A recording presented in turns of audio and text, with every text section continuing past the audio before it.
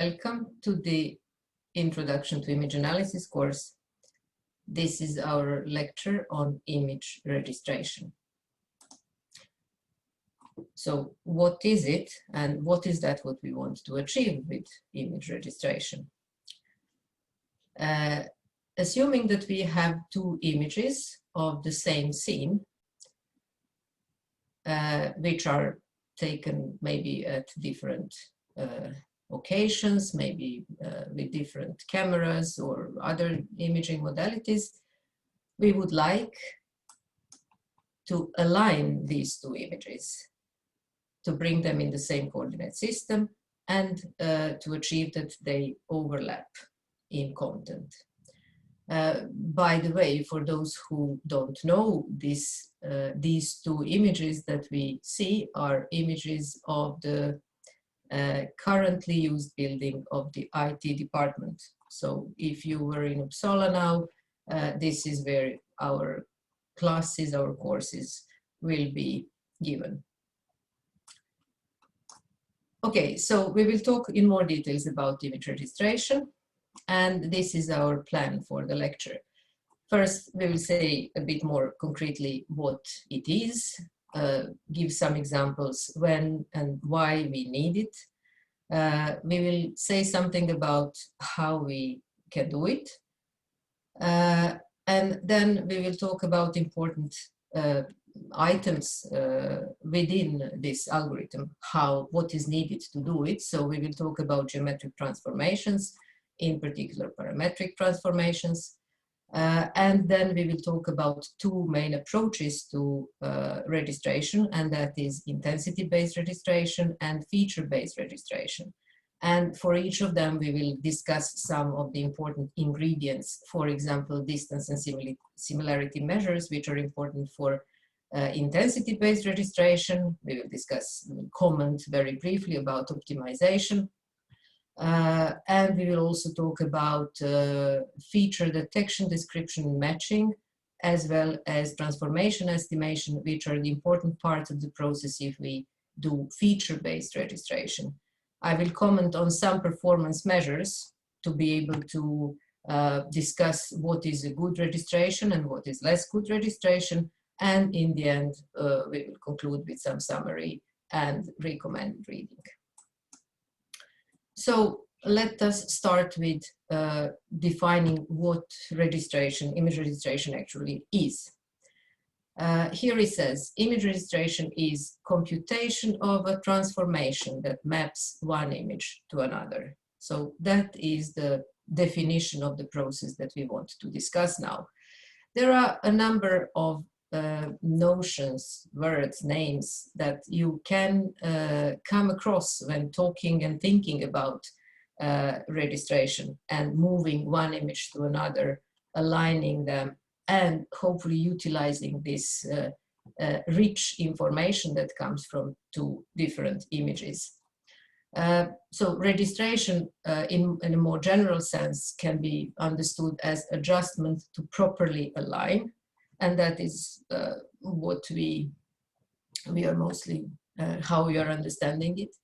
But then there are other terms that are somehow closely related. Fusion is creation of something new as a mixture of the existing. And that is what can be done after the alignment, after registration is performed. Then we have to align the images so that we can then fuse information that exists in the two of them and create something new, some new information that is valuable for us. Warping is also something that you can hear quite often in connection or maybe even interchangeably with registration. That is a notion of bending or twisting out of shape. So during the process of registration, one image is transformed to match the other, and then we can say that this image that is transformed to match the other is undergoing warping. Finally, there is this notion of matching, finding resemblance between the items. In a way, we are finding resemblance between the two images, but I would really like to emphasize the difference between template matching that we talked about before and image registration that we're talking about now. So at this point, I will emphasize that image registration is computation of a transformation. So find the transformation that maps aligns one image to another is the task of registration. When and why would we want to do it? So one very, very typical example is something that you probably did yourself at many occasions, and that is, let's say, creating a panorama of a number of photographs taken of the same object from maybe different viewpoints.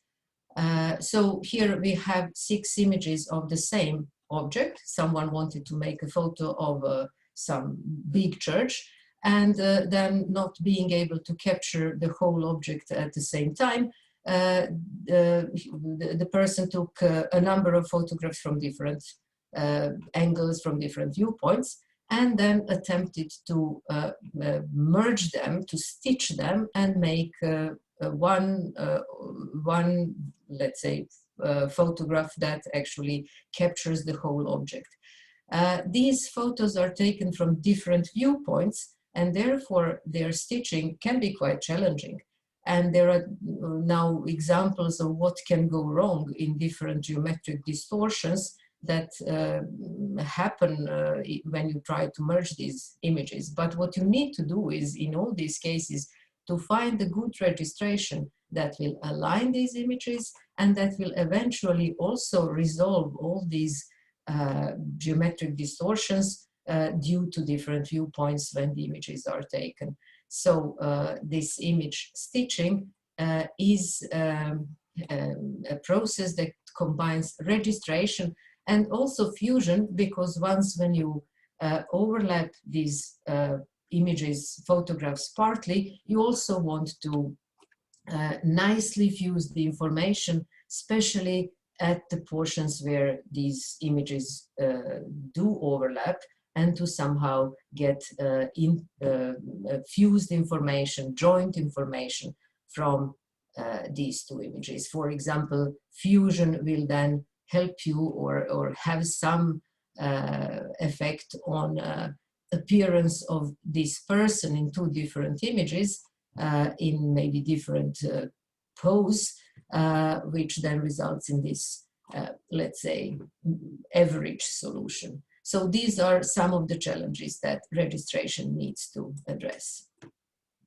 Here is another example of stitching in photography and fusion as well. So this, what we see here, is the main building of Uppsala University. So again, for those who still didn't come to Uppsala and don't know, this is a very important building for the students of Uppsala University. And this photo here is actually taken, digitally created by registration and stitching of 2 photographs taken in different times, in different seasons, and maybe also from a different viewpoint. Of course, the photographer tried to probably stand at the same place as much as possible, but still that is what happens. There are maybe some small changes in the viewpoint, and then the challenge is to merge these 2 photos, to actually register them, to put them in the same coordinate system, and also to fuse the information so that this mid part, which is where they overlap, is somehow smoothly transitioning from winter to summer in 2 different years. There are other reasons to do registration and stitching. For example, in microscopy, it is often convenient to image a relatively large specimen by taking a number of images of neighboring fields of view, and then stitching them together, and by that having a larger field of view, since it is often not practical or not even possible, especially not with an average microscope, to image larger fields of views simultaneously by one shot. So in this case, there are 8 images taken by light microscopy of a certain size, and then they are registered and stitched so that they actually show one big field of view of a specimen of interest. Then in medical image analysis, it is very frequently needed to do registration. First of all, well, needed and very beneficial. I believe that you are all aware of very many different imaging modalities, imaging techniques that can be done at many radiology departments. So examinations can be done by a CT scanner, by PET imaging, MRI, cryoimaging, functional MRI, and a number of others. And all these different imaging modalities bring different information about the imaged object. Some will focus more on anatomy, some will focus more on structure or on functionality, some have more sensitivity to soft tissues, some are more sensitive to rigid or hard like bones and heart tissues, hard organs. So in that sense, combining all of them can be quite beneficial. You can also simply image the same object by the same imaging modality at different times in order to maybe track some changes that happen in the organs. You had tried to detect changes in one example of 2 images of brain in your introductory exercise, and then you were supposed to subtract one image from another. But in order to make that subtraction meaningful, these 2 images of brains had to be perfectly aligned. Otherwise you don't have any relevant information from that subtraction. So prior to detecting changes, differences between 2 images, registration takes place.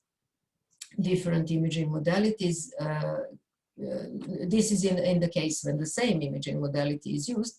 Different imaging modalities can emphasize very different properties of the imaged object. For example, here we have a CT image, so computed tomography image, and PET image, positron emission tomography image, and these focus on completely different type of information. While CT is very good at showing anatomy and structural information, PET shows functionality. And once when these images are aligned, then it is possible to locate function, to combine, to connect functionality with structure. So in this case, PET shows increased metabolism in lesions identified on CT. So PET shows increased metabolic activity, but not before it is aligned with CT. We can say where exactly this increased metabolism changes actually happen. So in this case, different power, different properties of the 2 modalities are combined by registration. An interesting use of, and very frequent use of registration is also in segmentation. That type of segmentation is called atlas-based segmentation. So here I have an example of segmented atlas on which is based on CT images of several organs in human bodies. So this is a cross section, and that is something that can be called an average, let's say, segmentation of a cross section of a human body. So this is a reference image, which is also then created based on a number of images taken of different patients, and then in some sense averaged, so that there is some representative average atlas. And then when a new patient comes with a new image, essentially, and we want to perform segmentation of that image and segment different organs, then what can be done is that this image of coming from a new patient is aligned with the atlas, and once that alignment is achieved, then also segmentation can be propagated to the new image through that alignment, and then that can be then taken as segmentation of a new patient. So while this segmentation of the atlas is then done by probably careful manual work of a number of experts, it is done once and saved, and then it is then automatically, by using registration, transferred to every new patient. Registration can also be used, for example, to align images in order to do denoising. This is an example from transmission electron microscopy image. These images usually come with a lot of noise, and that is all caused because in order to preserve the image specimen, imaging should be taken rather quickly, so short exposures are needed. And then to remove the noise, it is beneficial to take a number of images of the same specimen, short exposure images of the same field of view, and then register them perfectly aligned, so that you can average the signals in all of them and remove noise. Removing noise by averaging is something that we talked about. What we are now adding to this story is that if we take sequentially, really take images of the same specimen, which we said is not very easy, but sometimes that is a preferred way, because it is actually the best way to achieve good image. It cannot be guaranteed that our repeated imaging will really be done so that we always have aligned images. Therefore, due to small movements of the microscope, we need to perform first registration, alignment, and then we can do averaging to reduce noise. Now, I would like to emphasize one more time the difference between what we did before, and that is template matching, and what we're talking about now, and that is image registration. So while, as discussed so far, the goal of image registration is to find transformation, so that's the output of image registration, transformation that aligns one image to another. The goal of template matching was to find location where the template that we selected, that is of interest, fits best in our image. So there are some similarities, of course. We are looking for matching between, we're trying to match image content in the template and in an image by maybe adjusting the template in terms of translation, rotation, scaling, whatever. While with registration, we are doing maybe rotation, translation, scaling, and different other transformations also to match the other image. The main difference is what is the outcome. So with registration, that is the transformation. With template matching, that is the location of in the image where the template fits best. Okay, so now we had a number of examples that motivate why we want to do registration and how to use it and benefit from it. Now to see how we can actually do it. So what is there to be done? What are the problems that we are facing? We want to transform one image to match the other. So we have a number of pixels in one image and we have a number of pixels in the other image. And to move a set of pixels from one image to a set of pixels to the other image, that can be done in very many different ways. And that means that we can expect very many solutions of the problem of transforming one image to another with an aim to match them.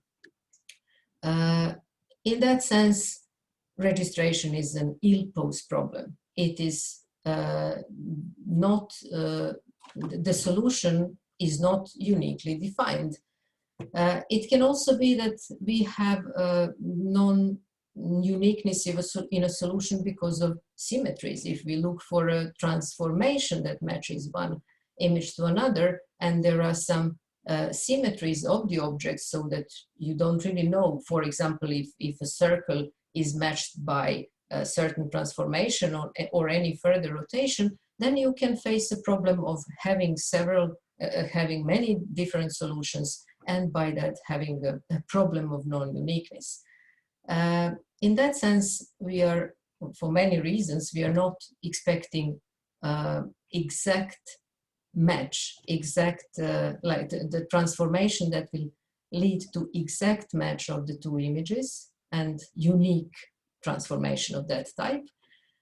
What we do in practice is that we first restrict our problem. We add some constraints. Typically, we restrict the type of transformations that we are allowing, and we are not necessarily, or in practice, we are not allowing that every pixel travels to any other pixel with no constraints. And we are also solving this problem by optimization. So we are looking for the best possible match instead of for the exact match. Here I am showing an example of this optimization problem that I mentioned. So here to the right, we can see two images of cell nuclei, which are differently stained. So there are these pink nuclei and green nuclei.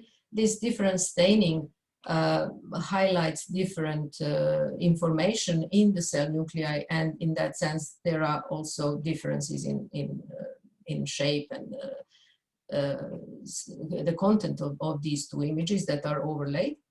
And then this movement shows a process of registration, which is done by optimization, measuring how good alignment we have at some point and how to move forward, how to move further to improve the alignment of the two images. What I'm showing to the left is minimization of the distance, of the difference of the two images during this optimization. So in the beginning, the difference is high, the disalignment is high, and then during the process, during the movement, this distance is decreasing, what you can see, and then in a number of iterations, I think it is 30 iterations, 30 steps, we get to not exact, of course, overlap, but we find a very reasonable overlap between these two images, and we see that these cell nuclei quite nicely match each other. So this is optimization, which we are performing when doing registration. We will go more into details. during the lecture. Now we can we can describe the algorithm that actually corresponds to what we just saw in the previous example. We have two images, a reference image, a static image, that was the one that didn't move, and we have another image, it is called observed, sensed, or moving image. That is then the other one that was actually moving. So what we do is that we transform this moving image. We first start with some initial transformation, initial set of parameters that define that transformation.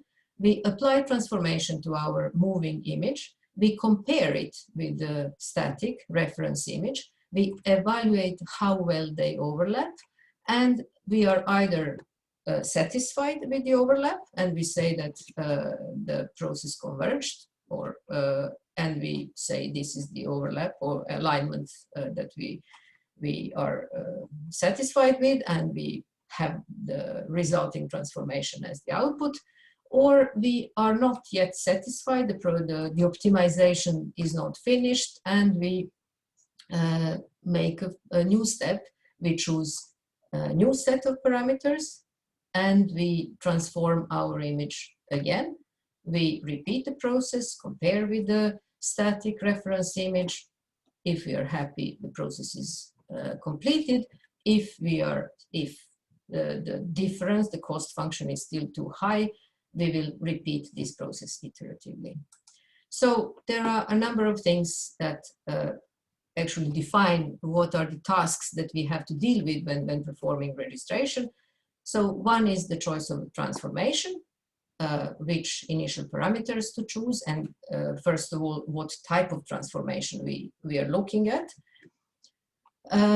Then we need to define some measure of overlap, here referred to as cost function. How do we know if the overlap is high or low, good or bad? Are we happy with it or not? And finally, when we are choosing new set of parameters, we are actually doing optimization in that parameter space. What are the parameters? The parameters define our transformation. So this optimization and how to make a further step in a good way, so that we have efficient search through the parameter space, is another important part of the process and an important decision that we have to make when doing registration. And we will go into more details about all these three steps. So, as said, these three steps are: define the set of allowed transformations, define some useful measure of similarity or difference between the images, and finally choose a practical optimization procedure. We will start with this first one, defining a set of allowed transformations. So let us talk about geometric transformations. I will go quite quickly through this part, because this is what you should all know from your linear algebra courses. It is just to somehow list some of the important notions that we will need in registration, but it is rather take out from your general knowledge in linear algebra than to tell you anything new about it. So geometric transformations that are most often appear in registration are translation, rigid transformations, so that would be translation and rotation, also called Euclidean transformations. Similarity transformations, these then can include translation, rotation, and scaling, change in size. Then affine transformations, which then, in addition to translation, rotation, scaling, can actually allow scaling in X and Y direction, which are different scaling in X and Y direction. So we have what is called shear. And then we also have most general projective transformations. All these are linear transformations. They can be expressed as matrix multiplication However, that can be done for all of them only if we use so-called homogeneous coordinates of our points. And that is particularly needed to enable that translation, the simplest one, is also included in the story and can be expressed by matrix multiplication.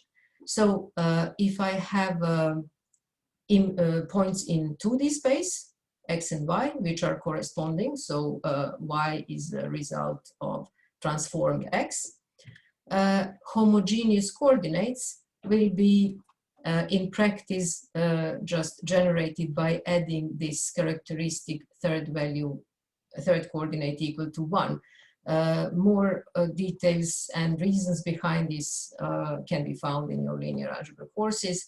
I will not go into details now. We will take that this is just homogeneous coordinates for points in 2D. And then we have 3 times 3 matrices that then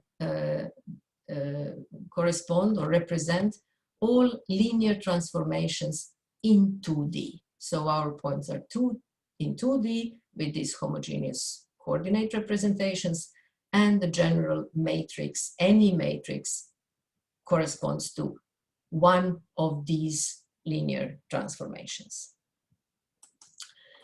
I put here a nice overview of these transformations from the most general one, projective, affine, similarity, then Euclidean or rigid, and finally identity, from one of our textbooks. So this is Schonka et al., Image Processing Analysis and Machine Vision book. You can find it at page 557, and you can go a bit more into details and a nice schematic summary of what these transformations, how they're represented, some kind of geometric illustration of what is the type of transformation of distortion that they create, and also invariance. So what is that, what is preserved and what is not preserved under these different transformations. I also went very briefly through the content of this table in the couple of coming slides. So with projective, most general type of linear transformations, we have just a general matrix. Any matrix will generate one projective transformation. The names that you can also find are perspective transformation or homography. This is how you actually get your 2D coordinates, since we are still in 2D, even though we have here we will generate quite kind of specific outcomes. So to generate coordinates of your 2D points, here are the formula. So these projective transformations have 8 degrees of freedom. You need 8 parameters to define them. That is, even though here we have 9, all which are proportional will generate the same projective transformation. Since we have 8 degrees of freedom, we need 4 pairs of corresponding points in order to determine this transformation. And then projective transformations, being really very general, only preserve collinearity. So the only thing that we can guarantee is that a line will be transformed to another line if we talk about projective transformation, and that intersections will appear, like if 2 lines intersect in the starting image, they will intersect in the transformed image as well. So these are main invariants for the projective transformation type of transformations. If we restrict the most general matrix of transformation, so that there is this characteristic third row which contains 0, 0, and 1, then we talk about affine transformation. And affine transformation allows translation, rotation, and shear. So scaling into different scaling in different directions. And what is then starting to be a characteristic for this type of transformation matrices is that this third column will essentially tell us about translation. That is a component of this particular transformation, while this affine part will then cover rotation and scaling. 6 parameters here, 6 degrees of freedom, 3 pairs of points required for defining the affine transformation. Affine transformations preserve parallelism. So not only that a line will be transformed to a line, but 2 parallel lines will be transformed to 2 parallel lines. That is what can be guaranteed for, that is an invariant of affine transformations. If we make further restrictions to our affine matrix, affine transformation matrix, and say a bit more about this part, which was denoted A and was just general any 4 numbers. Now, if we have more constraints to this part, then we can restrict further our transformations to be similarity or even further rigid transformations. So if these 4 values are as such, so there is the same scaling factor S, and there are trigonometric functions of the same angle theta, cosinus minus sinus, sine and cosine of the same angle theta, then we are restricting our transformation to similarity transformation. So that will be scaling factor S, and there will be rotation by this angle theta. If S is set to 1, then we are talking about rigid transformation. That means that we are not allowing any scaling, any change in size. We are only allowing translation and rotation. So these transformations are called rigid, or as we saw in the notation on previous slide, it can also be Euclidean. These have 3 degrees of freedom, and rigid transformations have 3 degrees of freedom, which means that they require 2 pairs of points to be determined. They preserve angles, so they do preserve parallelism. They, in addition, preserve angles. They preserve ratio of lengths, if we are talking about similarity, or exact lengths if we talk about rigid. So the sizes will stay unchanged after rigid transformation, or they will be proportional after the similarity transformations. So 3 degrees of freedom correspond to rigid transformations. Similarity transformations have 4 degrees of freedom, which we count simply by the number of parameters that appear in our matrix here. Okay, so now we know, we had a brief recap of linear transformations that are most often used in registration. When do we use them? When do we recognize that we need them? Similarity transformations would be relevant.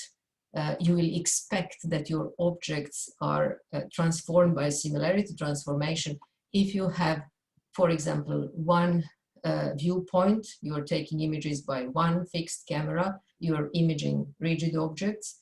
For example, if you take images from 2 different cameras, from 2 different viewpoints, still rigid objects, and if you have, if you can assume that the distance from your camera to your scene is big or bigger, relatively bigger than the scene itself, then you can expect affine transformations.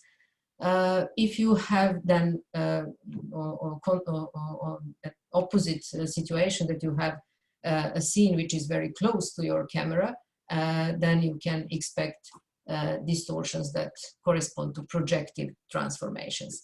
And here is a smaller illustration, again, what type of distortions to think of that can happen in an image, and how to think of what actually is preserved and what type of transformation is acting. If we think of image of this type, of some mosaic, then we expect that we don't really know the scale, we don't really know the sizes of these objects, but we see that here is a square, here is a circle, and we expect that this is just similarity transformation where only the scale is actually changing.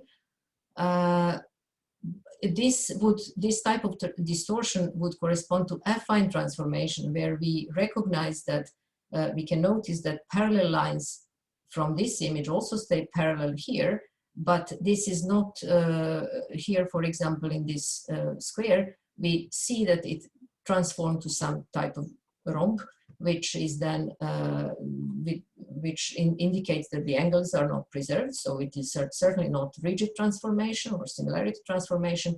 Then this is due to preserved parallelism. It is affine transformation. In this situation, we see that there is no parallelism preserved. We can see that lines somehow still aligned objects stay aligned and lines are still preserved, but parallelism is disturbed, and we can then conclude that the transformation that acted in this case is projective.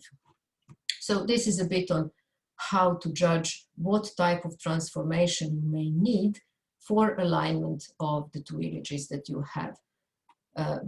Judging based on the imaging situation or based on the content of the two images, if you can somehow connect with some of these types of analysis and examples.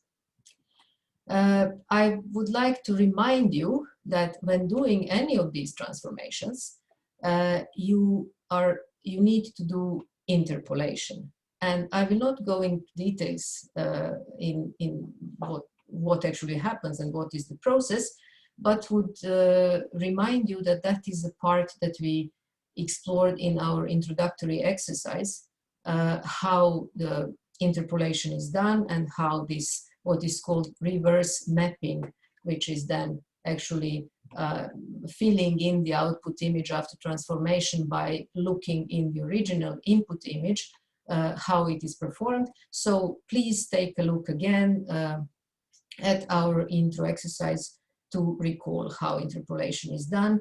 And there you also have some examples of different types of interpolation, nearest neighbor interpolation, bilinear interpolation, and how they affect the result. What I would like to emphasize here as a new thing to have in mind is that this type of this interpolation is done when there is transformation applied to an image.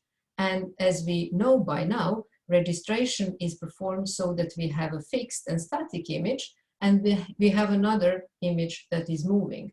So one of them is transformed. That means that one of them is subject of interpolation, and that means that there is a certain asymmetry introduced in the process, in the sense that it is not the same. I cannot guarantee that I will have the same result, the same transformation, if depending on, independently on which of my two images is decided to be static, fixed, and which is then decided to be the moving one. If I move one to image 1 to image 2 or the other way around, I can have slightly different resulting transformations due to interpolation, which may affect differently the two observed images. That is quite important to have in mind, especially because it is intuitively expected that it doesn't really matter in which direction we go. Now we talked about certain type of transformations, and these are most often used. They're natural to consider, but it is of course not guaranteed that by such transformations we will always manage to align all types of objects in all types of images. So what we talked about by now is known as parametric transformations. These are defined by a small set of parameters. For example, as we said, 6 degrees of freedom or up to 8 degrees of freedom for projective transformations. And that is enough to define how all the pixels in one image will move to be mapped to the pixels in the other image. And that is done globally.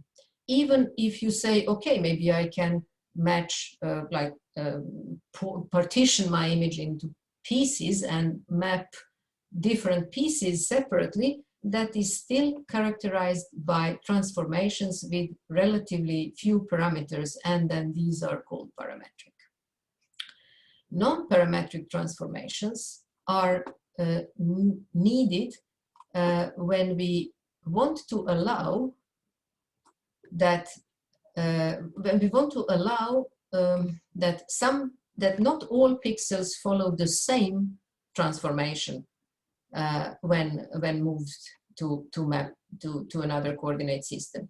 And that is very often required, especially, for example, in medical image analysis, when we do registration of different organs, soft tissues, as well as, I don't know, in biomedical studies, when we look at tissues under the microscope, where we cannot guarantee that the objects are transformed only, let's say, by an affine transformation. What we do in these cases is that we allow that really each pixel travels its own way or finds its own transformation to match the corresponding pixel in the other image. And then the transformation that we apply is then represented by what is known as deformation field, where really for each pixel in the image there is a vector indicating how that particular pixel should move in order to match the corresponding pixel in the other image. These are, as you can see, rather small adjustments that usually happen only after we applied rigid transformation, affine transformation, and we only want to do some small final changes to reach the best possible fit.